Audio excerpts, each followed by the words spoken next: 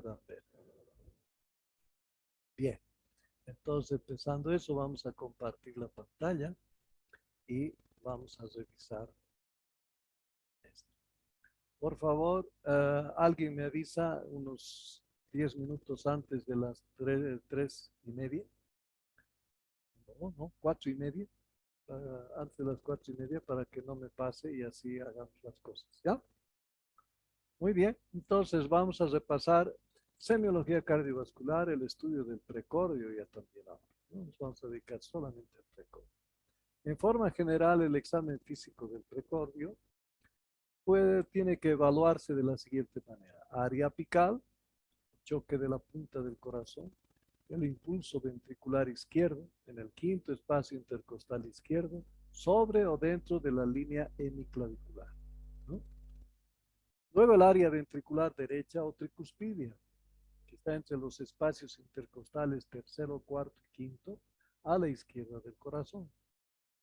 El área pulmonar o paraesternal izquierda a nivel del segundo espacio intercostal, ¿no? Para no olvidarse más, Gualberto. Área aórtica o paraesternal derecha a nivel del segundo espacio intercostal, ¿no? Área epigástrica o subsifoidea en el ángulo formado por el apéndice sifoides y los cartílagos costales, donde se puede palpar el latido aórtico, ¿sí? Y el área externoclaviculares, derecha e izquierda. Normalmente no se debe palpar latidos. Entonces, esa es, en forma general, todo lo que nosotros tenemos que hacer. Entonces, ahora vamos a la inspección. Tenemos que hacer la inspección. El mirar, quiere decir, ¿no? Mirar qué hay en esta área, principalmente. Ahora nos dedicamos a esta área, ¿no? Entonces, vamos a ver ahí. Entonces, la inspección siempre está en relación también a la facies, a la coloración, a las conjuntivas, labios, nariz, dorso de lengua. Tricomía mitral, por ejemplo, recordarles esto un poco de la insuficiencia mitral, el signo de Muset, sacudidas carotídeas, movimientos rítmicos, insuficiencia óptica, o Muset venoso o de Casio, que mueve el lóbulo de la oreja y la cabeza, ¿no? O la de miocarditis de Dupuytren, hay una vejez prematura. Eso es lo que estamos viendo, lo que vamos a ver. Vemos conjuntivas, labios, nariz, dorso, vemos esta tricomía mitral o las sacudidas como el Muset o el Muset venoso y todo eso. Luego vamos a ver su posición. Cuando esté en una posición maometana, es muy probable que esté con pericarditis. Cuando esté más bien en una posición acropi, estamos con una cardiopatía cianosante. Y cuando está la marcha del anginoso, por ejemplo, ¿no? Empieza a caminar, le duele y disminuye el caminar. Descansa, camina menos intenso, menos rápido. Luego nuevamente empieza a volver a caminar hasta que nuevamente haya dolor, nuevamente se detiene, ¿no? La marcha del anginoso. Tenemos que ver la función respiratoria, los dedos hipocráticos, la convexidad de las uñas, la dilatación de las falanges, se asocian a procesos anóxicos crónicos. Deformidad de la pared, choque de la punta. ¿Dónde está este choque de la punta? Porque esa puede migrar, puede caer o puede levantarse, ¿no? Dependiendo si es el ventrículo izquierdo o el ventrículo derecho el que está alterado, ¿no? Tenemos luego la palpación, donde nosotros hacemos la posición. Vean ustedes cómo está haciendo la palpación del apex, ¿no? Que hemos dicho, quinto espacio intercostal, línea medio clavicular, justo ahí está el apex. O foco mitral también, ¿no? Foco mitral o apex, o punta del corazón, ¿no? En posición de cúbito supino o de pachón quiere decir cuando esta persona está de costado izquierdo. Y nosotros ponemos la mano ahí, ¿para qué? Para que el corazón caiga a la pared costal más cerca, se acerque a la pasilla costal y de esa manera podamos percibir el choque de la punta que a veces no se puede, ¿no? Y entonces el apex o choque de la punta tenemos que localizar, tenemos que ver su frecuencia, tenemos que ver la intensidad y si hay algún otro una otra sensación como el trill, por ejemplo, ¿no? Que puede ser punta diástole o base sístole, dependiendo si es aquí o es aquí arriba, ¿no? Bien. Bueno, nos pasamos a la percusión del precordio. Sirve para determinar si existe principalmente agrandamiento. Ubicación del choque de punta con percusión. Determinación por percusión en la cara superior del hígado, la cara superior del hígado. Un trazo de una línea imaginaria desde el borde superior del hígado al choque de la punta. Delimita el borde derecho del corazón. Se utiliza percusión dígito angular o la percusión ortodigital modificada, ¿no? Y se delimita el borde izquierdo ya también del precordio. Pasamos a la auscultación. Es la exploración de las funciones del corazón por medio del oído. Etapa cumbre de la exploración del corazón. Es la etapa más importante del examen físico segmentario del precordio, ¿no?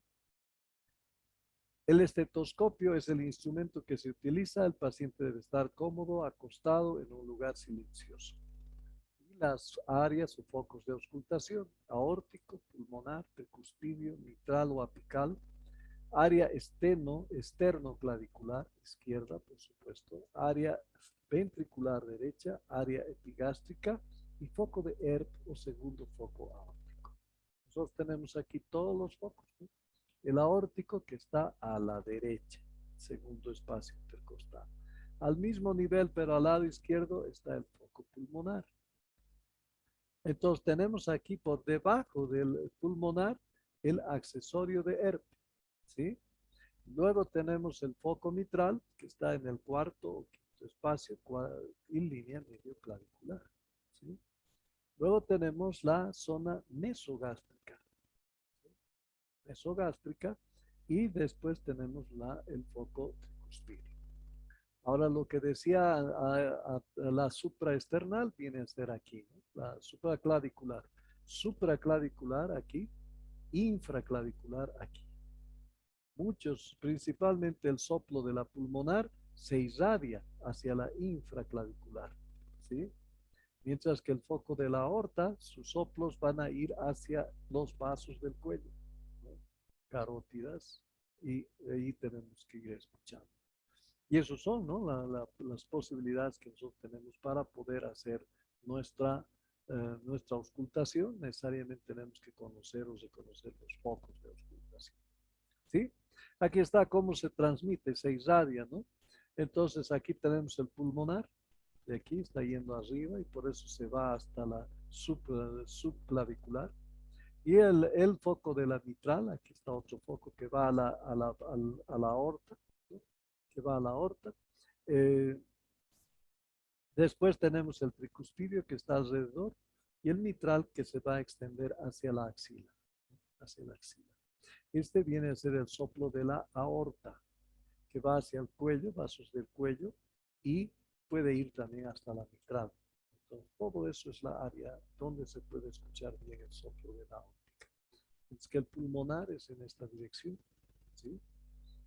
Y paraesternal de izquierda, y tenemos alrededor del apéndice sifoides, tenemos nosotros el tricuspidio, que su irradiación es un poco hacia el mitral, pero nada más. Mientras que el mitral va a ir irradiado hacia la axila. Bien, entonces en la auscultación nosotros podemos hacer una auscultación de cúbito supino. Se debe incluir vasos del cuello, 4 focos básicos: aórtico, pulmonar, mitral y tricúspido, y aórtico adicional o de ERP, ¿no? Tenemos que ver las propiedades del ruido cardíaco, rítmico, frecuencia. Podemos encontrar una arritmia sinusal respiratoria o una arritmia patológica, y terminar con la auscultación abdominal, ¿no? Entonces eso es parte del cuadro, del diagrama que nosotros tenemos que recordar al estar haciendo la auscultación. Entonces utilizamos el diafragma para sonidos de tono alto, principalmente son el ruido 1, ruido 2, insuficiencia aórtica y mitral, el diafragma, o para escuchar frote pericárdico, o para escuchar en la región precordial, ¿no? La diafragma. La campana, utilizamos sonidos de tono bajo como el R3 y el R4. para los soplos de estenosis mitral, ¿no? Que se debe escuchar en la punta principal, ¿no? El 3 y 4 y de la estenosis mitral se escucha mejor en posición de cúbito lateral izquierdo, también llamada Pachón, ¿no? Maniobras. La maniobra de Harvey, donde nosotros estamos escuchando a pulmonar y le pedimos al paciente que estando sentado se incline hacia adelante, ¿sí? Entonces, maniobra de Light, donde pedimos que el paciente eleve los pies en forma de escuadra, ¿no? Y también extienda las manos hacia arriba, estando echado, y nosotros hacemos la auscultación del foco mitral, ¿sí? Y la maniobra de Pachón, están viendo ustedes, está echado sobre su costado izquierdo, y lógicamente en este momento estoy escuchando el foco mitral, ¿no? El foco mitral estoy escuchando. Entonces son las maniobras que yo puedo obtener para escuchar mejor un ruido cardíaco o los soplos principalmente, ¿no? O diferenciar si ese soplo es lado derecho o lado izquierdo. Entonces eso tengo que tomar en cuenta. Y empezamos con los ruidos cardíacos. El primer ruido cardíaco, R1, es de tono ligeramente bajo, tiene una duración algo mayor, 0,14 segundos, que el segundo ruido, y su onomatopeya es DUM. Y se produce por el cierre simultáneo de las válvulas auriculoventriculares y al inicio de la contracción ventricular. Este es un factor fundamental, ¿no? El cierre de las aurículo-ventriculares y el inicio de la contracción ventricular. Eso va a hacer que se produzca el primer ruido. Seguimos con el primer ruido. Tiene un factor muscular derivado de la contracción ventricular, un factor arterial originado en las vibraciones producidas por la distensión sistólica de la aorta y de la arteria pulmonar a la salida, ¿no? Tiene un factor auricular determinado por la sístole auricular precedente, y el silencio que media entre el primero y el segundo ruido o pequeño silencio es un espacio sistólico. Entonces, entre el primero y el segundo ruido está el espacio sistólico. Aumenta en intensidad este ruido R1 en taquicardia, en aumento de flujo como en la anemia, en el bloqueo auriculoventricular, en extrasístoles, en arritmias y en estenosis mitral. Ahí va a aumentar su intensidad. Tenemos que disminuye la intensidad ya también cuando hay insuficiencia mitral, cuando hay una valva anterior de la mitral inmóvil a pesar de predominar la estenosis, cuando hay una endocarditis aguda por el edema y cuando hay infarto. Ahí va a disminuir, ¿no? Desdoblamiento del R1. Como el lado izquierdo del corazón normalmente se contrae antes que el derecho, la válvula mitral se cierra antes que la válvula tricuspide y se produce un primer ruido único, R1.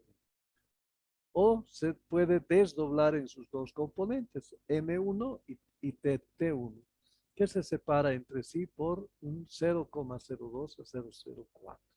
Entonces, normalmente, la mitral 1 y la tricuspide 1 se cierran al mismo tiempo, produciendo un solo ruido, el R1.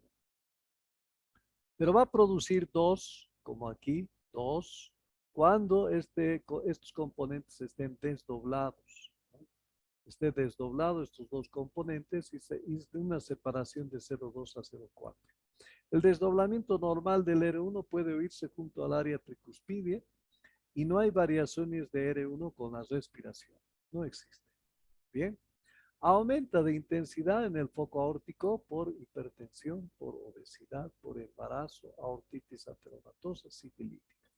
Y en foco pulmonar está aumentado, es normal hasta los 24 años, y luego la congestión pulmonar o la hipertensión pulmonar van a aumentar su intensidad.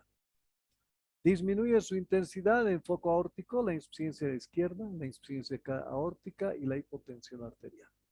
Y en foco pulmonar, la insuficiencia derecha y la estenosis pulmonar son las que van a disminuir en intensidad. Su desdoblamiento, también llamado desdoblamiento fisiológico, que puede oírse en la inspiración. La inspiración aumenta el retorno venoso del lado derecho del corazón. Como resultado, el ventrículo izquierdo se vacía más rápidamente que el derecho y la válvula aórtica se cierra primero que la pulmonar. alrededor de 0.04 segundos y da lugar a un R2 normalmente desdoblado en dos componentes, aórtico 2 y pulmonar 2. ¿Sí? Y en la expiración, el R2 vuelve a oírse único, porque ya no hay esa diferencia de que aumenta más la cantidad de sangre en el lado derecho. Tercer ruido. Se produce un poco después del segundo ruido, 0.13 a 0.18 segundos. Se cree que tiene origen en las vibraciones de la pared ventricular que resultan del impacto de la corriente sanguínea que entra durante el llenado rápido del ventrículo. Entonces el R3 es donde significa que está ocurriendo el llenado ventricular rápido del ciclo cardíaco, que recuerdan, ¿no? El ciclo cardíaco, ahí hay varias etapas. Y aquí es la etapa de lleno ventricular rápido. Entonces, en ese momento va a producirse este sonido, que se va a producir lógicamente si el paciente está en un estado de insuficiencia cardíaca, ¿no? Aumenta en intensidad en los casos que aumentan patológicamente el gasto cardíaco, como en el hipertiroidismo, la anemia, el ductus arterioso persistente. Se puede encontrar en menores de 30 años, ¿no? Como normal. El cuarto ruido. Produce por la contracción auricular y se ausculta al final de la diástole. Está producido por la contracción auricular, que es otro componente del ciclo cardíaco, ¿no? Y se ausculta al final de la diástole. Aumenta en intensidad, si se trata de aurícula izquierda, se escucha en el ápex, en un decúbito semilateral izquierdo, en la hipertensión, en la estenosis aórtica, en la cardiopatía hipertensiva, en la isquemia. Si se trata de la aurícula derecha, se ausculta en el borde external izquierdo, aumenta con la inspiración, puede ser en la hipertensión pulmonar o en la estenosis de la válvula pulmonar. Nos vamos ahora a los soplos. Presencia de soplos. Esto es también un último recuerdo que tenemos de la semiología que han hecho ustedes, ¿no? A partir de la próxima clase, todo eso ya se supone que saben todo, que han repasado todo y que no van a fallar nada. La circulación de la sangre es silenciosa porque se desplaza en forma laminar, con mayor velocidad en el centro que en la periferia. Cuando el flujo pierde su carácter laminar, genera vibraciones audibles. Su percepción auditiva se llama soplo. Entonces, esa es la génesis de los soplos, ¿sí? Entonces, los soplos cardíacos puede alterarse por el flujo turbulento en estenosis, o condiciones hiperdinâmicas, o reflujo de sangre en las válvulas incompetentes, o comunicación anormal. Y se escucha en sístole y en diástole.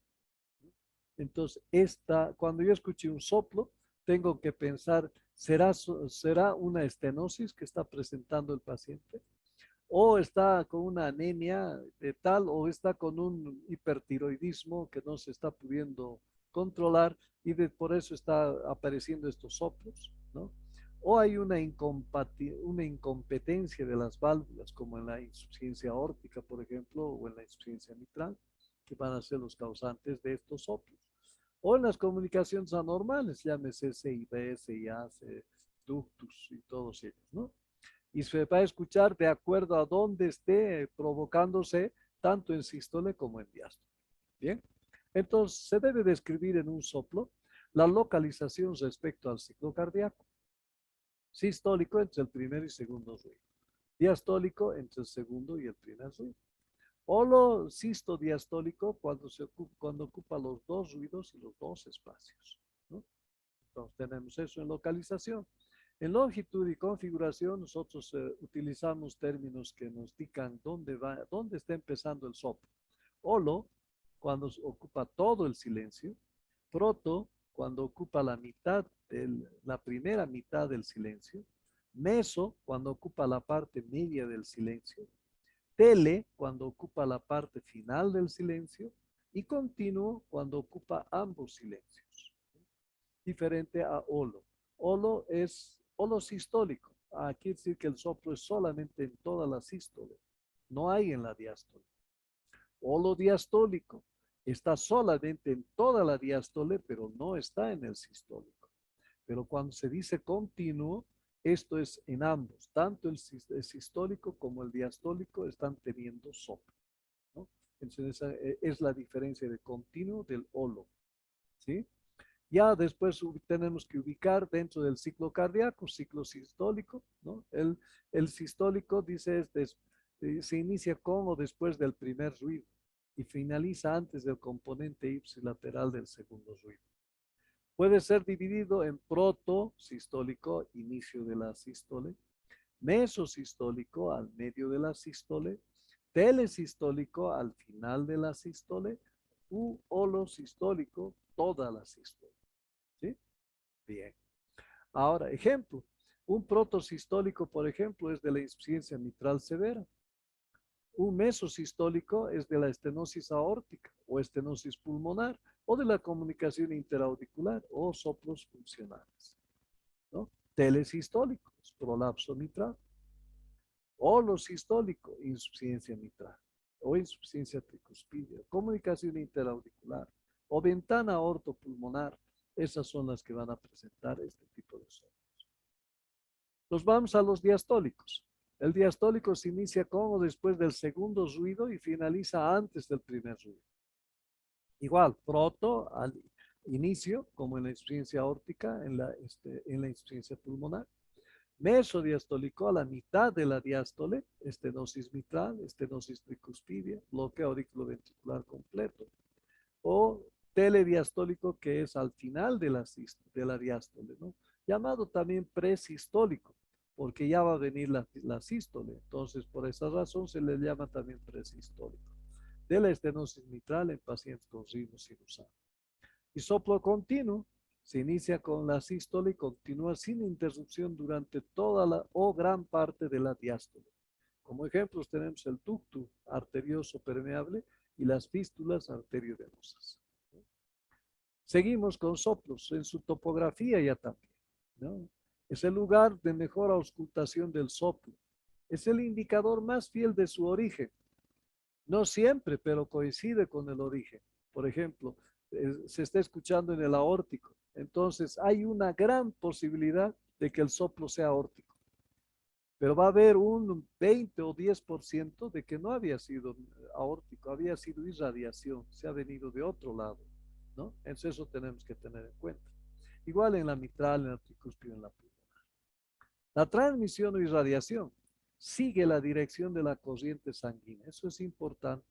Saber de dónde a dónde está yendo la sangre para saber a dónde se va a irradiar.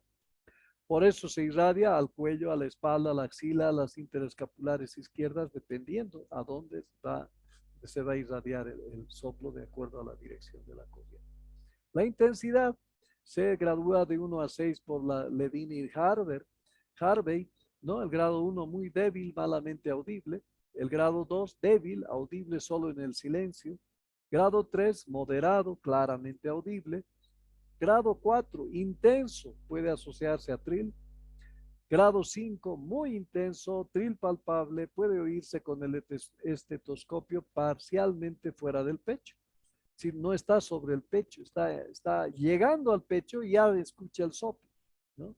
Y el grado 6 de intensidad máxima, tril palpable, y aún se escucha sin estetoscopio. Entonces, esta es la graduación que se da mediante la intensidad por Levine y Harvey. Entonces, eso tenemos que ver también. Ustedes ahorita les puedo apostar de que a partir del grado 4 recién van a poder escuchar un soplo. Si siguen haciendo su práctica, van a empezar esto a elevar y van a encontrar ya soplos en tercer grado. Y si siguen, van a encontrar soplos en su segundo grado, ¿no? Entonces, pues esa es la manera de poder mejorar la auscultación. Así ustedes van a decir por el momento, no hay soplo, pero viene el colega que ya tiene muchos años de experiencia, ¿sí? Ausculta y dice, no, aquí hay un soplo. El soplo es tal, tal, tal y tal. Tienen que llegar a esa situación, ¿no? Y esa situación es práctica. Timbre. Este timbre es interesante porque a mí me ayuda a definir de dónde realmente es el soplo y me oriento mejor. ¿Por qué? porque, por ejemplo, suave, aspirativo o expirativo, el único que tiene esto es la insuficiencia óptica. No hay otro más que pueda tener este tipo de soplo, ¿no? En chorro de vapor, escape de vapor a presión, como en la insuficiencia mitral, rudos, vibraciones y tonalidades bajas o graves, habitualmente acompañados de frémito, como ejemplo en la estenosis aórtica y la estenosis mitral. También hay los musicales opiantes cuando hay una ruptura de cuerdas tendinosas. Es interesante. Antes había cassettes, ahora yo creo que hay en YouTube están subiendo algunas, cómo se escuchan los soplos. Quisiera de que vayan a visitar esos lugares, ¿no? En YouTube, para poder por lo menos escuchar. Y la mejor manera es de que el momento que esté escuchándose el soplo, ustedes estén con el fonendoscopio y coloquen donde está ¿no? El parlante o donde está la situación y vayan a colocar la membrana lo más cerca posible. Y así van a empezar a escuchar, van a empezar a aprender a escuchar soplos, ¿no? Por su origen, pueden ser funcionales, orgánicos, extracardíacos, intracardíacos, ¿sí? Entonces, nuestras categorías son los siguientes, ¿no? Principalmente los anorgánicos, que pueden ser intracardíacos y extracardíacos. Y luego pasamos ya a los orgánicos, que es decir, la válvula realmente está mal, o hay una comunicación intercavidad, o los funcionales, que no hay ni una alteración orgánica, alteración de válvula, ni los anorgánicos que pueden estar presentes de estas categorías. Sino esto es porque hay eh, una taquicardia muy importante o hay un diagnóstico de hipertiroidismo, ¿no? O está con un estado de anemia o finalmente está embarazada, ¿no? Entonces, cuando el embarazo provoca soplos funcionales en el corazoncito, porque va a aumentar la dinámica de la circulación y se va a perder ese efecto laminar que tiene ¿no? Que tiene ¿no? nuestra circulación de la sangre del interior de las arterias y venas. Soplos entonces funcionales pueden ser sistólico, poca intensidad, niños y adolescentes. El foco funcional siempre es sistólico, ¿sí? Y este funcional sistólico muchas veces se puede convertir en orgánico. Bien. Pero el funcional empieza por ser sistólico, poca intensidad, mayormente en niños y adolescentes, ¿sí? Los soplos fisiológicos que alteran los flujos turbulentos se encuentran en la anemia, fiebre, ahí está, embarazo e hipertiroidismo, lo que estábamos repitiendo hace un rato, ¿no? Los orgánicos ya están debidos a que hay una valvulopatía o una vasculopatía, dependiendo de dónde está ubicado la lesión. Bien, vamos a los ruidos agregados, chasquidos de apertura, frémitos, clics y frotes pericárdios. Estos son los ruidos agregados a los soplos y a los ruidos cardíacos. Bien, ¿qué es un chasquido de apertura? Se debe a la apertura de una válvula auriculoventricular gruesa y estenosada. Es más frecuente encontrar por estenosis mitral. Es de tono alto y ocurre al comienzo de la diástole, después del segundo ruido cardíaco. Entonces, el frémito, la percepción palpatoria de vibraciones anormales en el tórax. Los frémitos son el equivalente palpatorio de soplos graves y rudos. Ellos son los que van a provocar el frémito, ¿sí? Frémito de la punta es generalmente diastólico, estenosis mitral. Frémito basal derecho es generalmente sistólico, estenosis aórtica. Frémito basal izquierdo es generalmente sistólico, estenosis pulmonar congénita. Y el frémito en mesocardio, pasaje de sangre por orificios ubicados en tabiques auriculares o ventriculares, como las comunicaciones congénitas, ¿no? Entonces, estos son los frémitos. Los clics siempre son sistólicos, ¿sí? Clic de eyección aórtico es de tono alto, se escucha tanto en la base del corazón como en el ápex, no varía con la respiración, Se puede encontrar en estenosis de la válvula aórtica, en la válvula bicúspide y en la dilatación de la aorta, es decir, el aneurisma. Y allí se puede encontrar, se pueden producir estos clics mesosistólicos. Clic de eyección pulmonar. Se ausculta en el lado segundo o tercer espacio para el esternal derecho. Es de tono alto y se puede llegar a confundir con el primer ruido. Su intensidad disminuye con la inspiración. Se puede encontrar en estenosis de la válvula pulmonar, en hipertensión pulmonar o dilatación de la válvula pulmonar. Clic meso o telesistólico.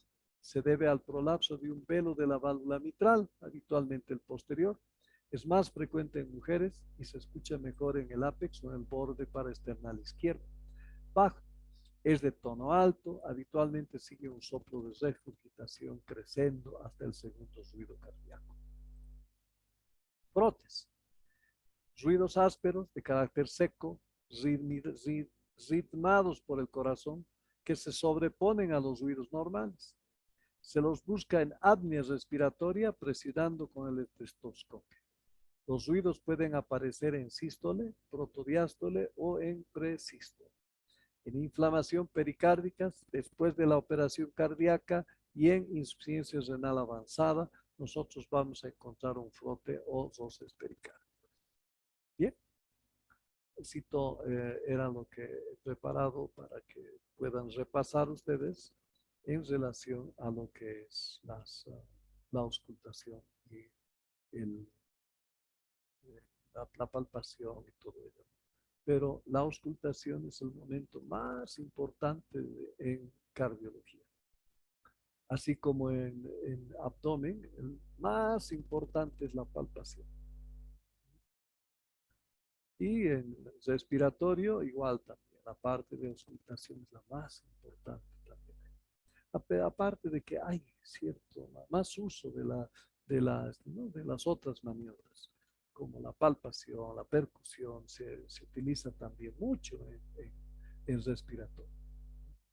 Pero en cardíaco lo más importante es la auscultación. ¿Sí? Muy bien. ¿Tienen alguna pregunta?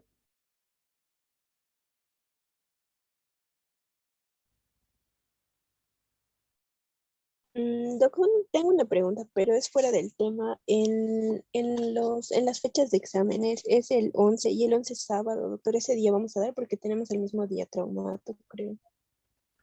No, no, el examen teórico es en la mañana. No se cruza en nada con nosotros.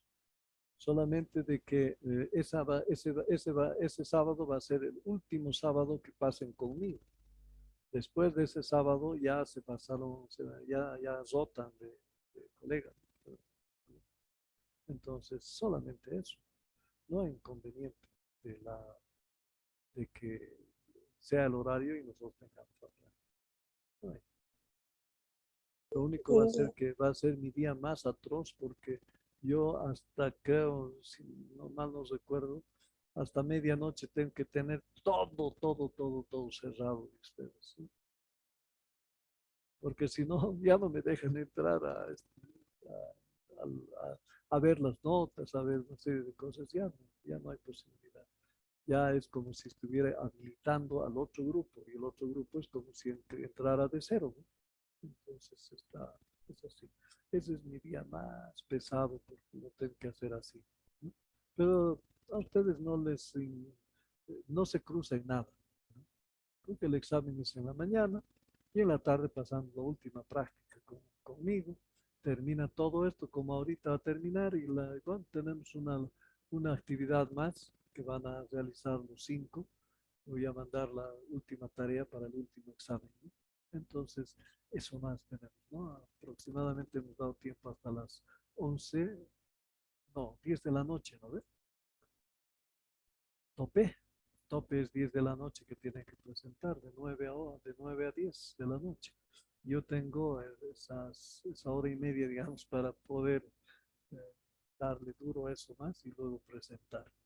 Y con eso ya tienen ustedes todas las notas ya en el así que no hay problema. Bien, creo que no hemos tenido muchos, es 16. Si tienen alguna otra práctica, alístense para esa práctica. Y si no, entonces pues descansen. Tengan un buen fin de semana. Y nos vamos viendo el próximo sábado. Así que el próximo sábado ya es el examen. No, doctor, es el Dicen 18, mi otros, dicen compañera se ha sí, ¿cómo es la equivocado. cosa? Nuestro parcial de cardiología es el 18, Ay, el 11 es de traumato. ay, y traumato, ¿a qué hora Ujú. pasan pues clases teóricas? Después de Eh, cardio, ¿no? sí, doctor, después de usted. Entonces no hay problema, tampoco hay problema. Ya tengo a alguien que me avise 10 minutos antes y me hace dar estrés, pero bueno, ni modo, ¿qué voy a hacer? Me aguanto un poquito y listo, ya está. ¿Ya? Listo, colegas, nos vamos a ver el próximo sábado, entonces primero en la teoría y después en la tarde en nuestra práctica, penúltima práctica. Ya después van Sí, a cambiar y se van a ir al otro grupo, al doctor, una paralelo. pregunta. Para la siguiente clase tenemos que traer un hemograma. ¿Solo un hemograma puede ser? ¿O hemograma, examen de orina y Les dije un hemograma, un examen general de orina eh, y un química sanguínea.